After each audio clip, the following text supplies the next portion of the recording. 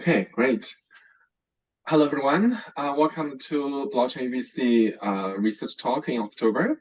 And today we are honored to have Dr. Xuechao Wang presenting his research to us.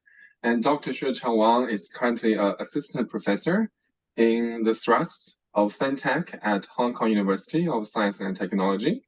And he obtained a PhD degree in electrical engineering, electrical and computing engineering at UIUC in 2023. Advised by Professor Pramod Viswanis. Previously, he obtained a bachelor degree in electronic engineering at Tsinghua University in 2018. His current research interest is in blockchains. During his PhD, he has published several papers in top conferences in the field of computer security, and his research has influenced the design of multiple public blockchains. So without further ado, let's welcome Professor Wang, and thank you very much for presenting to us today. Okay, yeah, thanks, Chang, for the warm introduction. I will try to share my screen.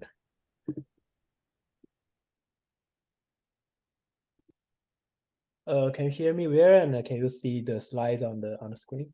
Yeah. Okay, let's get started. Okay, good evening, everyone. So I'm Xuechao Wang. I'm right now a faculty member at Hong Kong University and the University of Science and Technology. So today, the title of my talk is Tight Security Analysis of Nakamoto Consensus and its variants. So let's get started. So here we are in a blockchain seminar. So maybe let's start with the basic question that what are blockchains? So in my opinion, blockchains are a decentralized digital trust platform. So this is a mouthful. So let's unpack it. So decentralized means that this technology, blockchain technology, is not controlled by a central authority, but rather is maintained by a network of computers. And digital simply says that this technology uses digital means to operate, store, and process data. And here another word is platform. Platform means that this technology is a base to build some other applications on top of it. And here is one more word I didn't mention it, that is trust, which is also the key word. So in my opinion, like trust is the medium that drives human interactions that allows us to succeed as an animal species. So, and blockchain has really brought a new form of trust. This is called the decentralized trust or distributed trust, where the trust is spread out among a group of individuals who don't know each other. So we can really say that there's basically no trust. We simply trust math and cryptography, and basically cryptography is also math. So we can really say say that blockchains are trust-free platforms, and whatever can be done with a traditional platform like we know there are many traditional platforms like Taobao and Amazon and Google. There are all some traditional platforms. So whatever can be done on top of those platforms should also be possible with blockchains.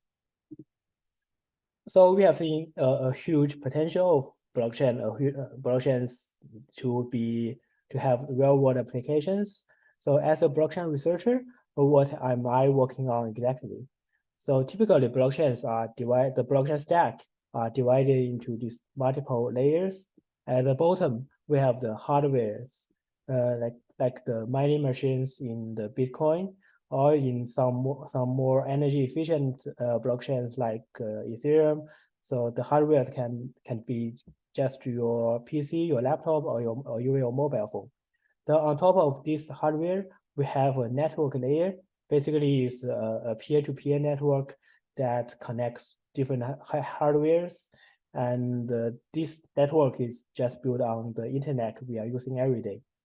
Then on the top of this network hardwares, we have a consensus layer, which implement a consensus algorithm, which allows these heterogeneous hardwares to reach a common state or reach consensus. So all these three layers together, hardware layer, network layer, and the consensus layer, they together form a decentralized computer. And just like a normal computer, there are many interesting like problems to explore, such as cryptographic data structure and maybe disk I/O and database management, memory management, operation system, and also peer-to-peer networking protocols. And of course, the most importantly in blockchain is the consensus and the distributed algorithm in the consensus layer.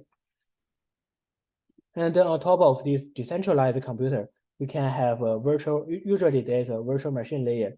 It can either be like some reduced instruction set used in Bitcoin, like the Bitcoin script, the Bitcoin opcode, or in some other like some smarter or more modern blockchains like Ethereum. The virtual machine can support a general purpose programming language, such as the Solidity used in Ethereum. So it's a Turing complete programming language. So and with Solidity, we can like implement any logic or any function. So that allows us to build any applications on top of it. So this gives us the application layer, and together we can see that this decentralized computer plus this virtual machine really it already covers already all aspects of computer science. So as a computer scientist or as a computer science student, you should feel comfortable and easy to like to enter the world of blockchain and to find some interesting problems in this field. And as for the application of blockchains, I think today the killer app of blockchain is still decentralized finance or DeFi. And another promising application is central bank digital currency like or CBDC, like the digital yuan in China and some other central bank digital currency pilot project in some other countries in the world. And other than like these problems within one layer, we can also have like different have many interesting research problems across different layers, like blockchain is a decentralized systems. So the incentives is a big issue, like how to align the incentives among different parties or different players in your application, or how to incentivize like the parties, the nodes to behave honestly in your consensus protocol or in your networking protocol. So these are like some key problems that need to be solved. And also there is many topics related to regulation. Like when talking about blockchain, many people think of like Ponzi bubble or like money laundering. So this is because like the blockchain technology, the decentralized technology is not well regulated. So regulation has become a very important topic if you want to have a broader application of blockchains. So some like interesting problems are like for your decentralized application or DApp, like how to balance the privacy and the transparency in your application. So we have seen like there are many like there's a diverse like research topic within the field of blockchain. But today in this talk, I will just focus on one layer, that is the consensus layer of the blockchain stack, which is also the core of the blockchain. Okay, talking about consensus, although it has been studied for quite a few decades, but the appearance of Bitcoin really revived this field. So I will just start with Bitcoin. So I have said that blockchain at a high level, blockchains are decentralized digital trust platforms, but meanwhile, as a data structure, blockchain is also is simply a chain of blocks that are linked by hash pointers. And in Bitcoin, there's also this so-called proof of work mining. So basically like Bitcoin nodes called miners, they are trying to solve this hash puzzle by trying different value of nonce to propose the next block. So whoever finds the nonce first that satisfy this hash inequality will be able to propose and mine the next block. And the Bitcoin mining is actually done in a decentralized, in a distributed manner. So the chain may fork either due to network delay or malicious behaviors. So in this case, a question to the miner is that where to mine the next block. So Satoshi Nakamoto, the inventor of Bitcoin, answered this question with an extremely simple idea called the longest chain protocol. This is also known as Nakamoto Consensus, named after Satoshi Nakamoto. So in this protocol, at any time, an honest miner will attempt to produce a new block, extending the longest chain to its knowledge. And this protocol also has a very simple confirmation rule that is called the k-deep confirmation rule. So a block is confirmed when buried k-deep in the longest chain. For example, in this figure, k equal to 5 in my example. And the title of my talk is tied security analysis of Nakamoto Consensus. So we need to first define security. And when we're talking about the security of a consensus protocol, we mainly care about two important properties. The first one is called safety, which says that nothing bad should happen. In the context of Bitcoin, this means in the context of Nakamoto Consensus, this means that we want to make sure that once a block is k-deep, it stays in the long chain forever. And another important property of Nakamoto Consensus is called liveness, which guarantees that something good should happen. So we can simply state it as there are honest blocks in the longest chain. So here, the honest blocks refer to the blocks mined by the honest miners who follow the protocol. So okay, so this looks like a clean problem, right? So the theorem 1 of my paper should be Nakamoto Consensus is safe and alive. And but it's not that it's not an easy question. So let's first look at how this was analyzed in the literature. So in the Bitcoin white paper, Nakamoto proposed and analyzed this so-called Nakamoto's private attack. So in this private attack, the attacker mines an alternative chain in private and release it to replace the public honest chain when it becomes longer. And Nakamoto also calculated the success probability of this private attack in this, we call it Nakamoto table. So assuming that the attacker has like 30% mining power, and here K is the confirmation depth, or like the k-deep confirmation rule used by the users.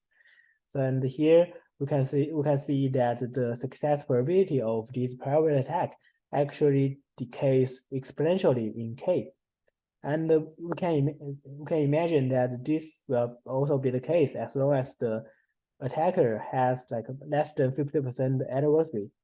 And if the attacker has more than 50% mining power, then we can expect that the success probability will always be 1, because the mining power of the attacker is more than the mining power of the honest node. So eventually this private chain will grow longer than the public chain. So in this way, Nakamoto simply claimed that Bitcoin is secure against an adversary with less than like 50% mining power. So this is also known as the honest majority assumption of Bitcoin. So is this proof like rigorous? Is this a sound proof? So actually no, right? Because Nakamoto only considered one specific attack, that is the private attack. But if you know some other like literature related to Bitcoin or related to Nakamoto Consensus, you might know that there are some other possible attacks, such as balance attack and selfish mining. So basically, we have a complex adversarial space here. So the attacker can mine blocks anywhere, while the honest node is always trying to extend in the longest chain. And another adversarial space is that the attacker can choose to release the blocks anytime. And like not like the honest node, they will release block immediately once the block is mined.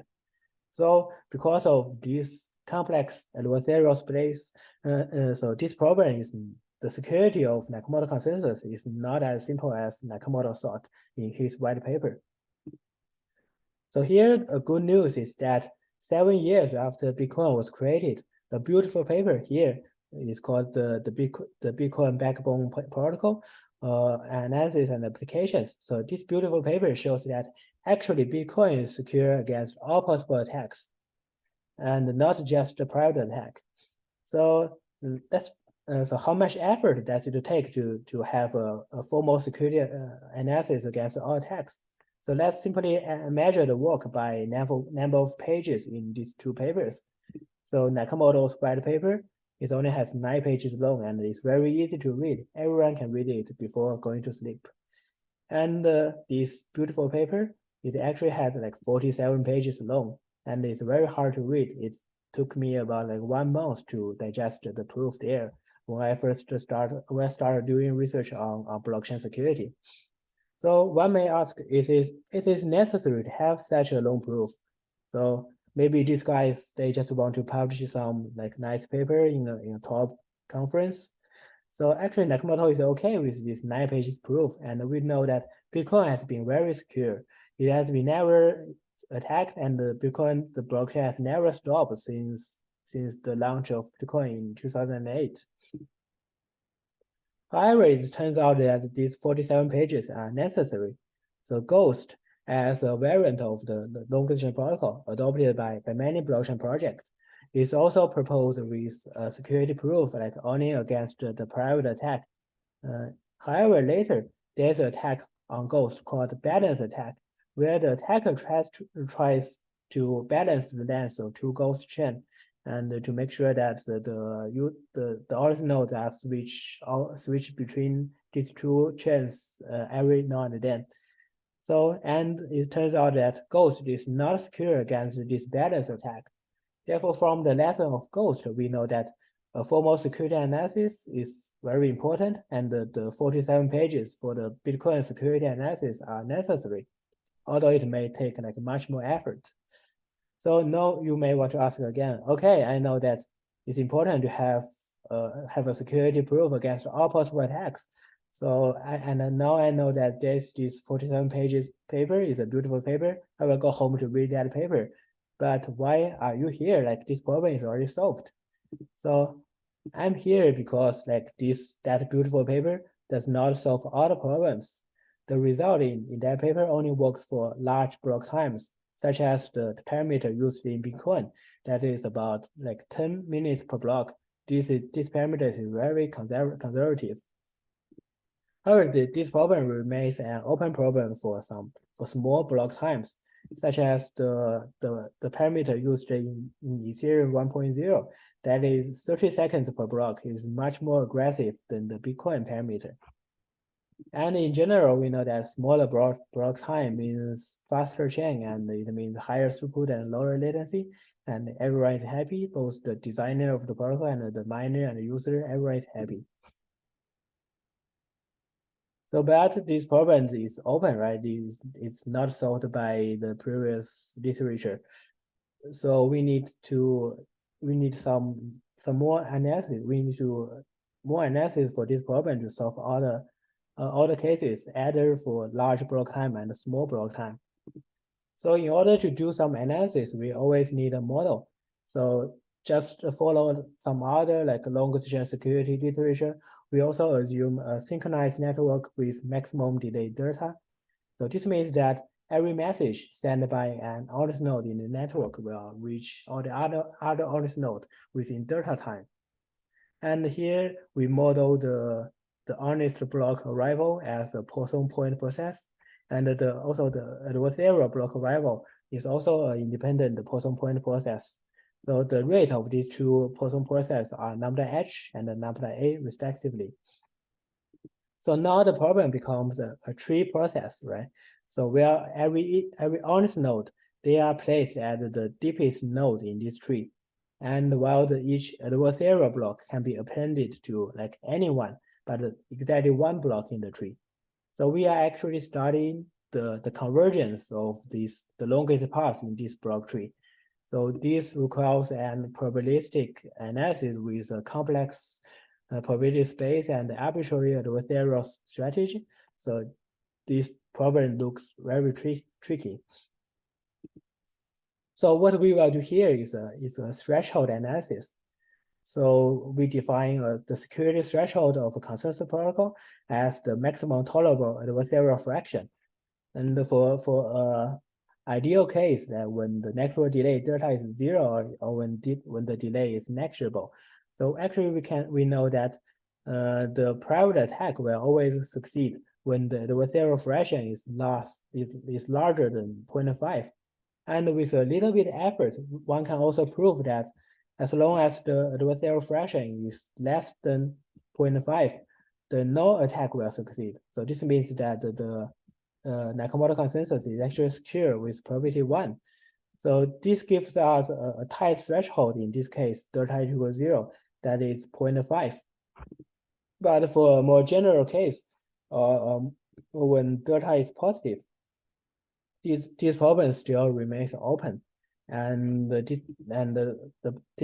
was solved in this work. So there are some other tight security threshold analysis problems in some other field of science and engineering, such as information theory and particle physics.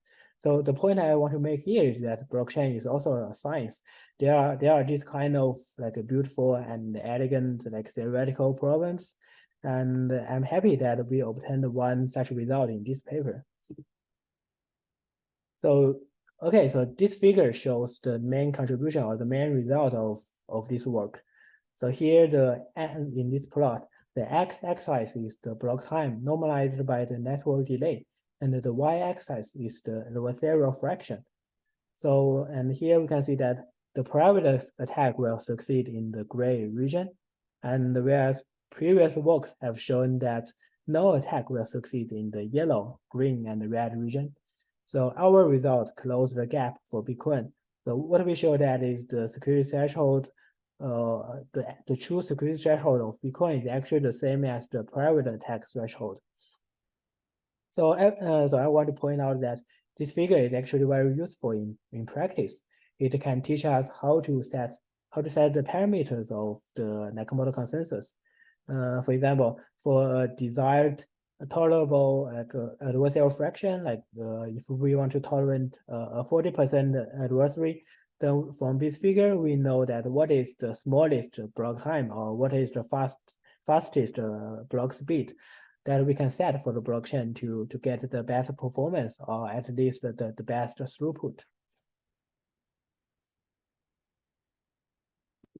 So other than the Nakamoto consensus, other than the proof of work longer chain protocol, there are also like some other longer chain protocols, including proof of stake and the proof of space. So they follow the same design principle of Nakamoto consensus, and they all follow the longer chain protocol. So in this talk, I will skip the technical details of proof of stake and the proof of space. I will not mention like how they are and what is the cryptographic implementation of these proofs. So you can just think like these proofs mechanisms like in proof of stake and proof of space, the chance of proposing a new block is just proportional to the stake or storage fraction of a miner instead of the mining power. So next, I will briefly introduce like a couple of longer chain protocols. The first one is called Ouroboros Proof, which is a proof of stake longer chain protocol and is used in a cryptocurrency project called Cardano. And another one is called Chia, is proof of space protocol. And so Chia is founded by Wang, who was also the founder of BitTorrent. So let's first take a look at the Ouroboros protocol. So in this longer chain protocol, so the time is divided into many epochs, and for each epoch, it uses a common randomness to select leaders to propose blocks into the blockchains. And in the Genesis block, that is the very first block of the blockchain, there is an initial randomness R0, and this R0 will be used to pick all the leaders, all the block proposers in epoch 1. So you can just think this as a public lottery. And here we have a common randomness R0, and this lottery is done with this randomness R0, and these selected leaders are just the winners from this lottery. And once the block proposers in epoch 1, they all propose a block, so then we can go to the next epoch, and another source of randomness, R1, is generated as a function of the confirmed blocks in epoch 1. And then R1, so this means that R1 is agreed upon by all the participants, and R1 will be used to pick another set of leaders for epoch 2, just like what happened in epoch 1. So another set of a set of validated nodes will be elected as leaders in epoch 2, and they will continue building the blockchain. And then you can repeat this process forever, and you can move on forever. And currently in current design of Cardano, the epoch size is actually very long. It's about 5 days. So let's see what will happen with such a long epoch size. So there is this very serious bribery attack. So here is the attack. At the beginning of the epoch 1, so all the nodes already know whether they will be able to propose blocks during this epoch or not, because like this R1 is a public information, it's just written in the Genesis block. So now the attacker can just post a bribe on a public website and say, whoever wants to take a bribe can come and join me. So in this example, like 3 of these selected leaders, they take a bribe and will build the blockchain and follow the instruction by the attacker. And while all the honest nodes, they will build the blockchain as normal. So these bribed nodes will build an alternative chain on the side. And once this alternative chain is longer than the public chain, it will be released to replace the honest chain. So here in this example, all the attacker needs to do is just to bribe like k+1 individuals if the confirmation rule is k deep. So here, like the issue is that the prediction window or the epoch size is very long, and the participants are allowed to like know whether they can participate like ahead of time. That is like 5 days in advance, which gives a lot of time for the attacker to do this bribery attack. So here we have this like predictability issue. So Chia adopts another approach, like instead of like never update the randomness, or like in Ouroboros Proof, they only update the randomness like for every epoch. Then in Chia, they realized that there is this predictability issue. So in Chia, they just update the randomness block by block. So here we will first pick a leader based on the initial randomness R0. Again, R0 is hard-coded in the Genesis block, and a leader will be elected, and then we will generate. Then we will like get another new randomness R1, which is a function of R0 and the public key of the first leader. So and then another leader will be elected according to this new randomness R1, and another new randomness R2 will be updated for the next block, and so then this goes on. So the block proposers are picked one at a time, so no longer knowing in advance. And the protocol is still our favorite protocol, that is mining on the longest chain. However, different from like the Ouroboros protocol. So now there's no consensus on the randomness. We no longer wait for the randomness to be buried k-deep in the blockchain. So this causes another issue, that is now there are actually like many independent randomness for each of these different blocks. And basically, while the honest node, they are only use the latest randomness, that is the randomness at the tip of the longest chain. However, the adversary can use every randomness in this blockchain to grow like blocks. So this is called the nothing at stake attack, or NAS attack in the proof-of-stake or proof-of-space literature. So actually, this protocol is actually not new. Like several projects, they have already used this protocol, and in fact, this paper tried to analyze this protocol, but unfortunately, it lacks a formal security analysis. So what they did is just a private nothing at stake attack analysis, and in the private nothing at stake attack, the adversary mines on every block to grow a tree. And because there are so many blocks in the block tree, so the adversary can actually increase the growth rate of this tree beyond its power fraction. So recall that lambda h is the mining power of the honest node, mining rate of the honest node.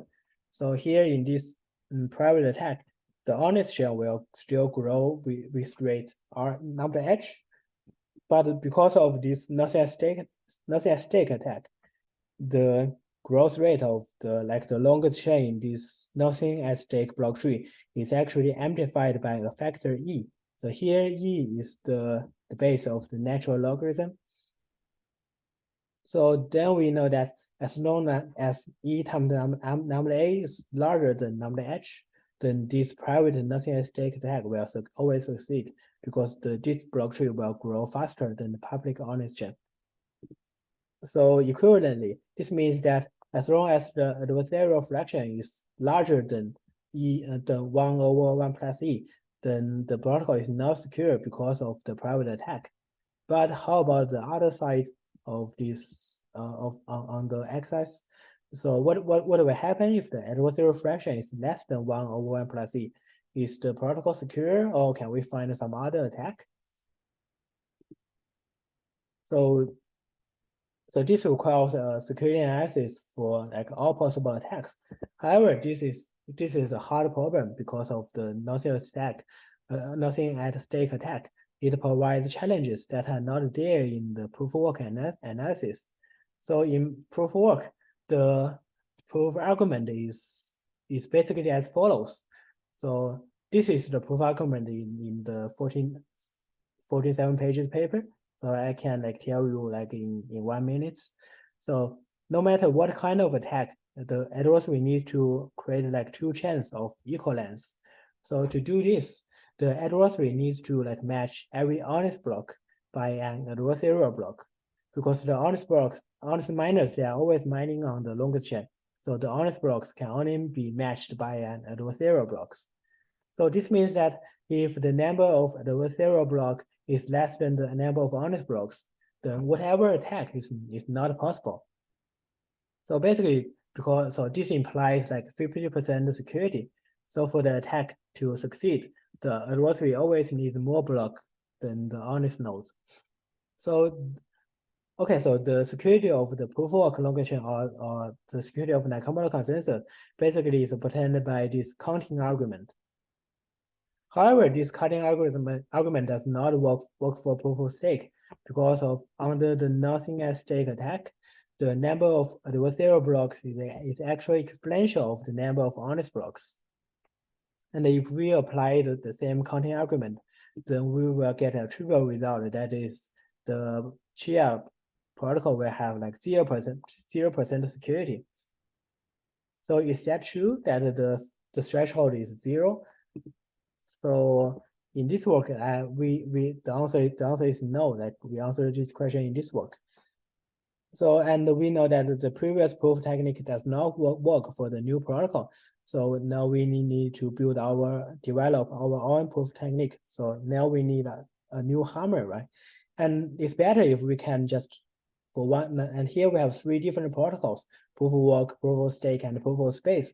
So it would be better if we can use just one hammer to solve all these 3 problems. So let's maybe recap like the 3 different models we have in these problems.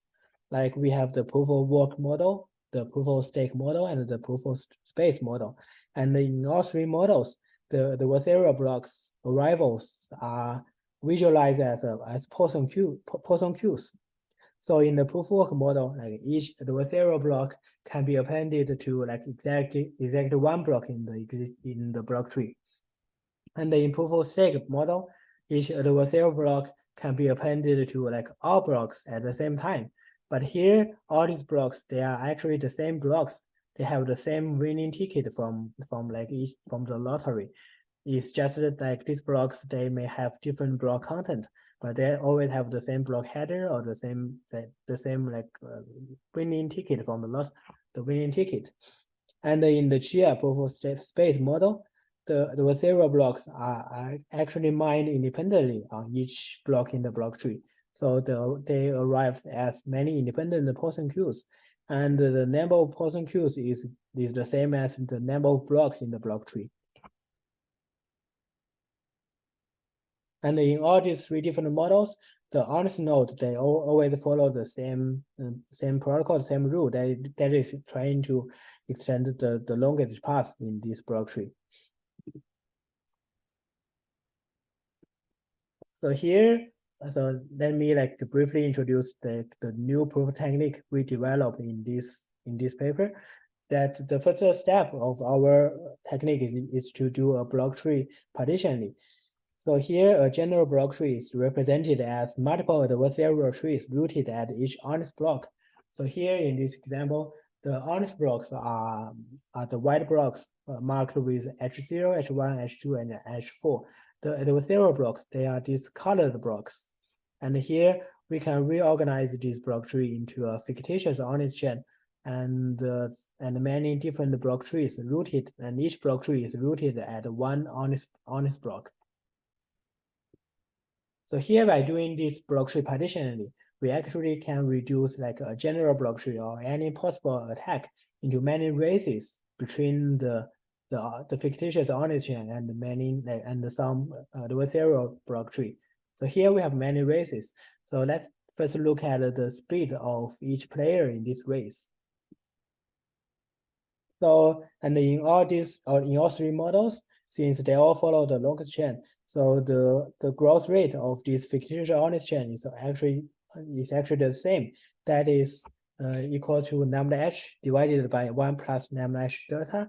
Here we have a discount factor here, lambda h delta here, because of the network delay that we on expectation there are lambda h times delta time concurrent mining within delta time.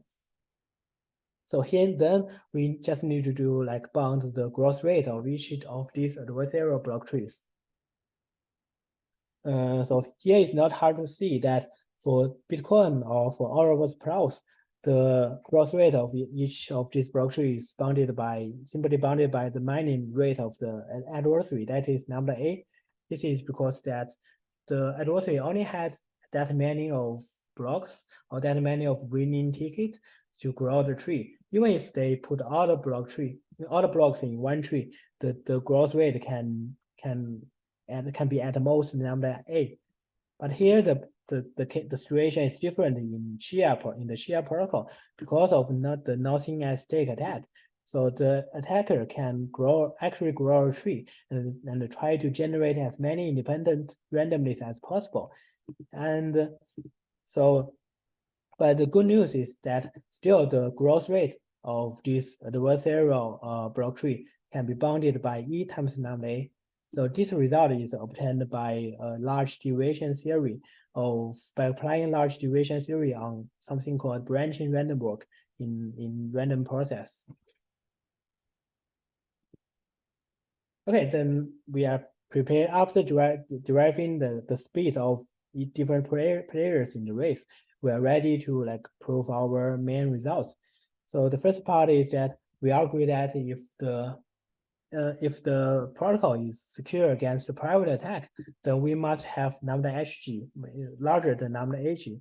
This means that otherwise the private attack will succeed because the attacker can always concentrate all its mining power, all its power on one of these adversarial block trees, and then this becomes a private attack, and it will succeed if lambda ag is larger than lambda hg. And for the other half so this gives us an upper bound on the security threshold. So how about the lower bound? So in this paper, we created the notion of what we call it Nakamoto block. So an honest block is called a Nakamoto block when all the previous adversarial tree never catch up with this honest chain past that block. So for example, if from the born of block H7, so all these previous 4 adversarial trees, T0, T1, T3, and T5, they never catch up with this fictitious honest chain. Then H7 is called a Nakamoto block. So what we prove in this paper is that as long as lambda hg is larger than lambda ag, the Nakamoto block will appear every now and then Or more formally speaking, this means that Nakamoto block will occur infinitely often. So we can think that every Nakamoto block is like a convergence opportunity for the longest chain. So every time when a Nakamoto block appears, it will stay in the longest chain forever. So this can really then a Nakamoto block can really work as a new genesis block for in the future. So since the longest chain will converge at every Nakamoto block and the Nakamoto block will occur every now and then, so we can see that the protocol is actually secure against all attacks. There's no attack can cause the divergence of the longest path. Okay, so following this result, this proof technique, so here these three plots present our other result in our paper. So we closed the gap for Bitcoin proof of work and Ouroboros proof of stake. And also this work is the first to establish security for Chia. And as a summary, in all three different models or in all three different protocols, we show that the true security threshold is the same as the private attack threshold. And so this is a tight result. And the tight security analysis of these protocols is performed in a unified manner by a novel method of reducing all attacks to races between the adversary and the honest nodes.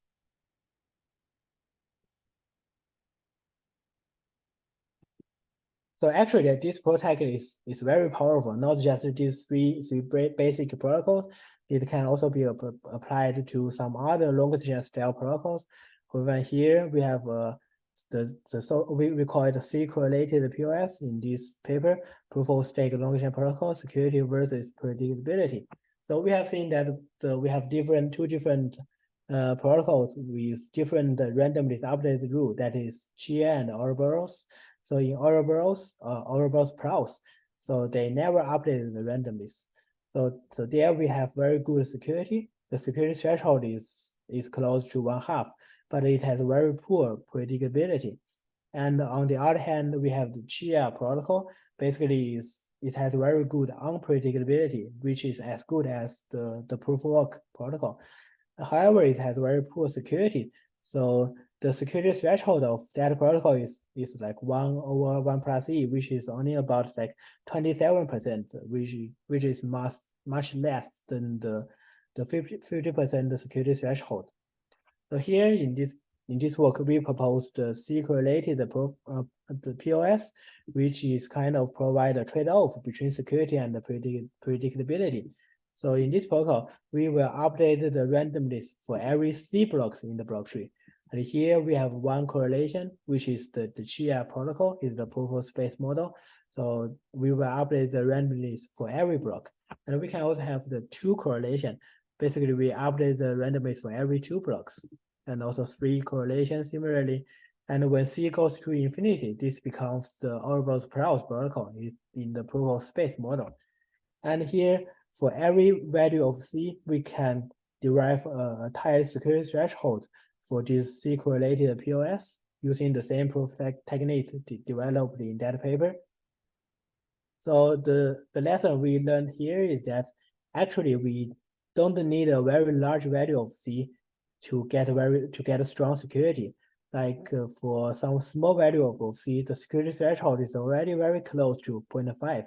And here we can see that the Ouroboros PoS, they have a 5 days epoch size. So they are actually operating at this point. So that is very conservative. Actually, we can update the randomness with a much smaller prediction window, but still get like pretty good security threshold close to 0.5. And recently, we also applied the same proof technique to Filecoin's mainnet consensus. The consensus protocol in Filecoin is called expected consensus. So the blockchain there looks very different. So they allow like multiple blocks in each height of the blockchain. So this is called a tip set. So the multiple blocks on a block side, if they have the same parent blocks or the same set of parent blocks, they are called a tip set. So the Filecoin blockchain is actually a chain of blocks, a chain of chipsets instead of chain of blocks. Although the blockchain structure looks very different from the longest chain, but we can still apply the same proof technique to derive a tight security threshold for Filecoin consensus.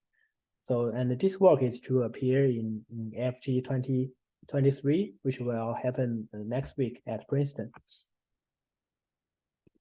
And there are also a couple of works done by some other blockchain researchers. So, in our work, we assume a standard model, that is, we assume a synchronized model with a uniform delay delta. But here, the other researchers relax this assumption. So they try to analyze the longer chain security under weaker assumptions. Like in one paper, they studied the problem under a random delay with a certain distribution. And another work, they assume that the message might be lost.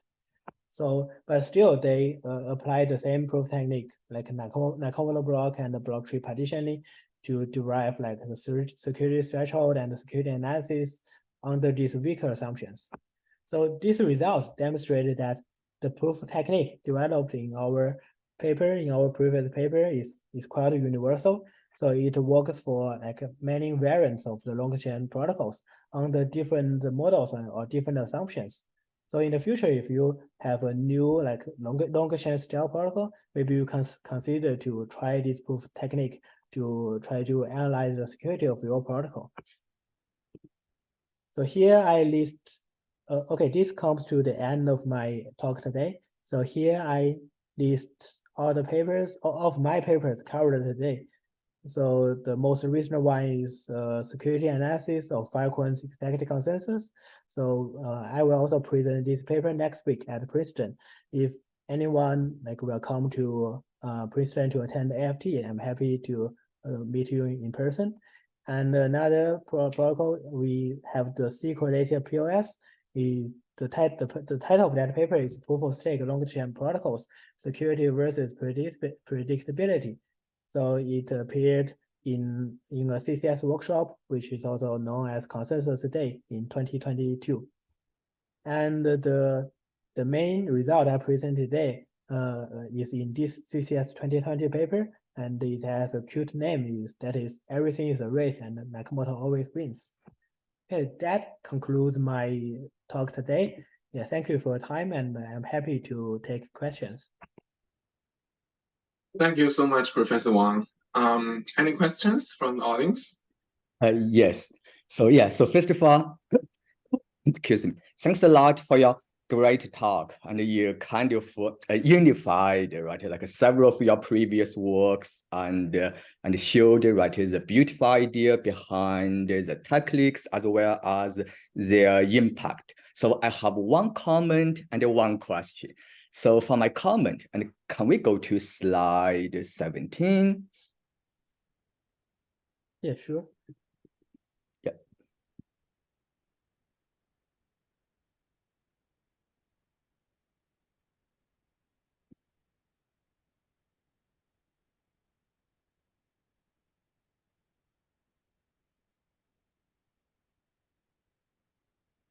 Yeah, so this is, I think, 15, and we like go to 17. Okay. Oh, yeah, perfect. So here is my comment. As Xuechao mentioned, right, and if there is some blockchain project based on longest chain, right, like the techniques we have learned today will be very useful. In the past half a year, I have been working with a blockchain project, right, Subspace. You know what? And we have some like design parameters, right, to decide. And basically, our research team and is following what is the works of Xuechao and his co-authors. And finally, and we figure out like how to select, right, those parameters, like very useful and practical tool. And also, right, maybe like this applies to other like Nakamoto consensus. So this is my comment. It's real, right? It's not just, oh, and you can choose the parameters based on this. My point is this is happening and this is very real. So the second is about a question. And could you please go to slide 31? Almost right, like to the very end. Yeah, sure. Mm-hmm. Yeah, I forgot to mention that actually Chia also adopt our analysis and they select our C-correlated POS with a parameter like C equal to 32 after. Nice. Yeah, another right real world impact. I think you are a little bit modest. If I were you, maybe I will share right this real world impact in one slide. Anyway, so let's go to slide 31. Yeah, perfect. So basically, kind of I noticed another line of research kind of follow up, right? And in which the techniques developed by Xuechao might be very useful. So I think maybe in the past week, right, I noticed a paper. Basically, right, it says that by modifying the K-deep confirmation rule, right, just a little bit, then like we can work with adversarial majority, right? In other words, right, and this adversary can have like more than 15% of mining power, right? We will not lose safety. Definitely we have a price to pay, right? The price is liveless. Although, right, we will not lose safety, even under 99% of malicious mining power, right? The liveless might be lost. So let me try to find out the title of the paper. Just give me 1 second. Yes, so just in case, right, our audience is interested in this. So let me put the title in our chat window. And just a second. Yeah, a very new paper. So everyone here. Oops.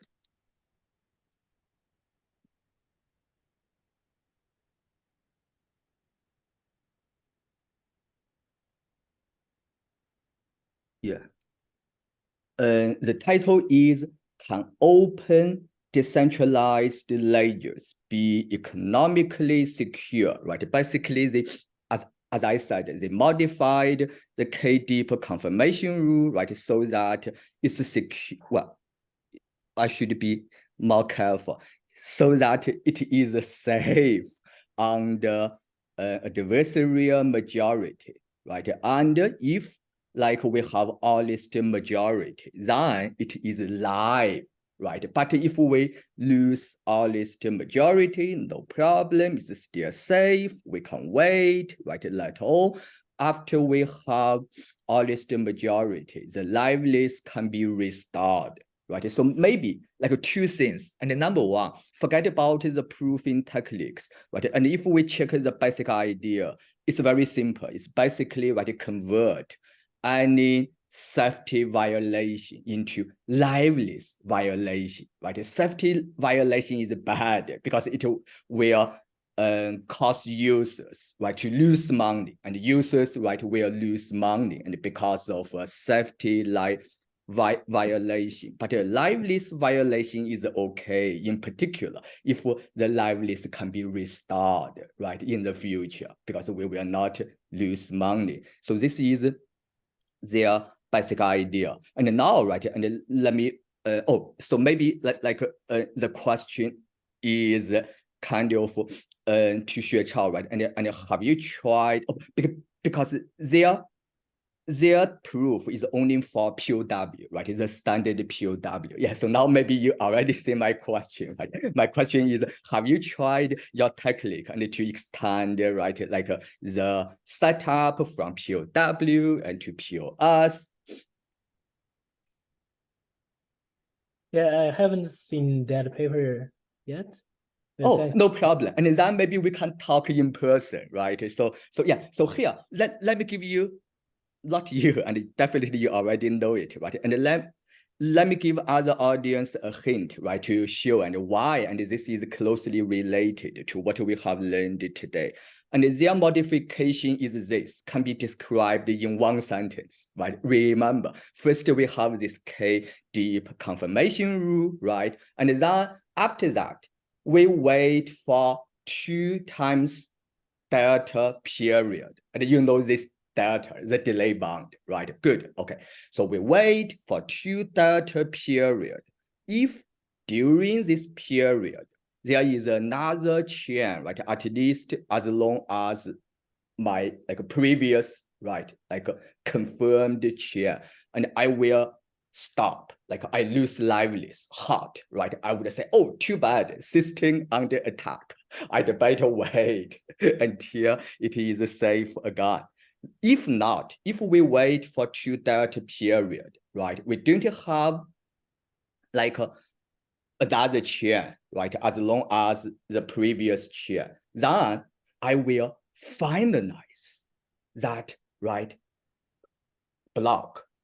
And previously, we just kind of confirmed that block due to the K confirmation rule, right? Now, after 2 delta time, we can finalize that block. And we know, right, in Nakamoto-style consensus previously, it had no finality, right? But by doing this small trick, and we do have the finality. Now, right, the block is finalized, which means that, right, in the future, it will never be reverted. And now you see, because the modification is so small, just wait for 2 delta, right? So intuitively, and all the techniques and can be maybe modified, right? And to understand the behavior of such a protocol. And one last thing, and it turns out that another paper, right, by David Chia and his co-authors, solved a very similar problem, but in the BFT style. It's called maybe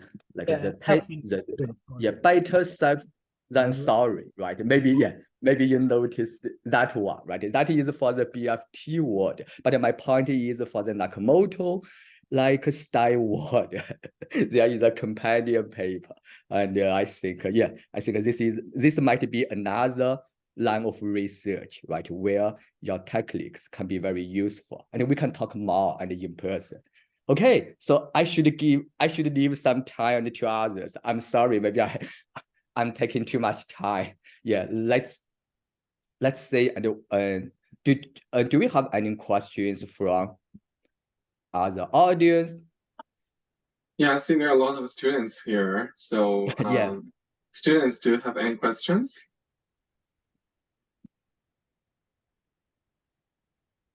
Yes, please. Sure, yeah, please. Oh, hello, Professor Wang. Yeah, hi. Hello, Professor Wang. Can you hear me? Yeah, I can hear you. Oh, sure. So I want to wonder. So for the proof of storage or proof of space, so does the block time also follow the exponential distribution like what we have in the proof of work? Yes.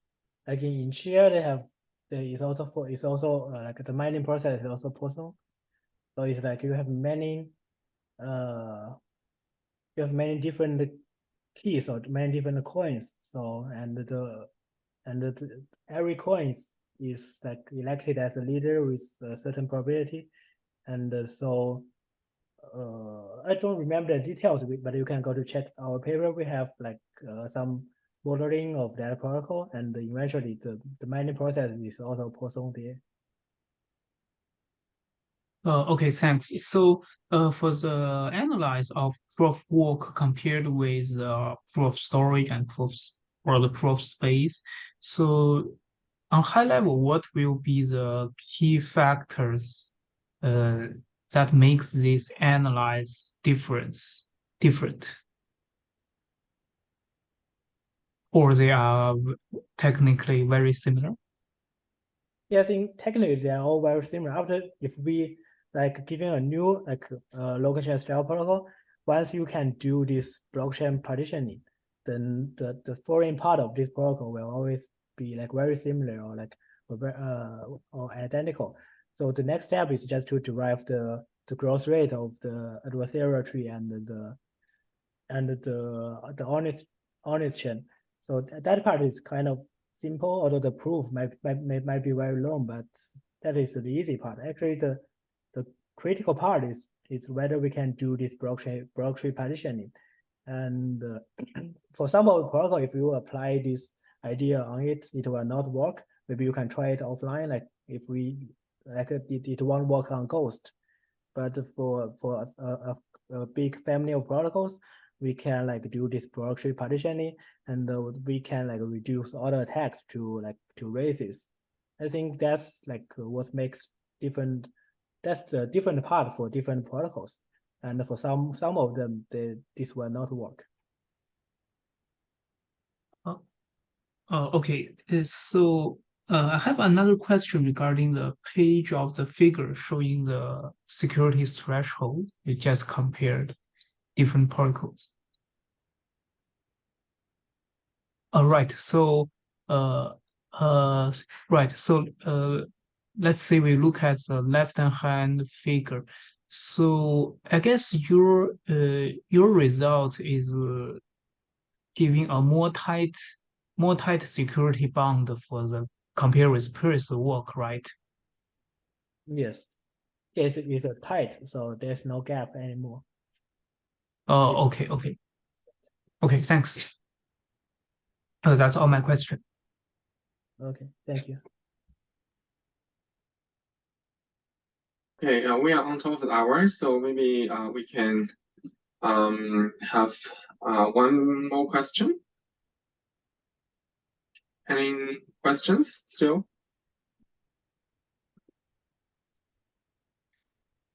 If not, then let's thank Professor Wang again for his wonderful presentation.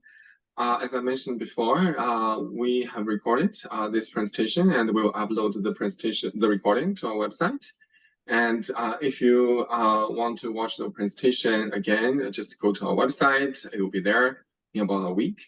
And also, if you have any questions that you want to discuss with Dr. Wang, please let me know. I will send you his email, and then you can contact him. Okay, on that note, thank you, Professor Wang, for your presentation, and have a great evening. Yeah, thanks, Xuechao, and thanks everyone.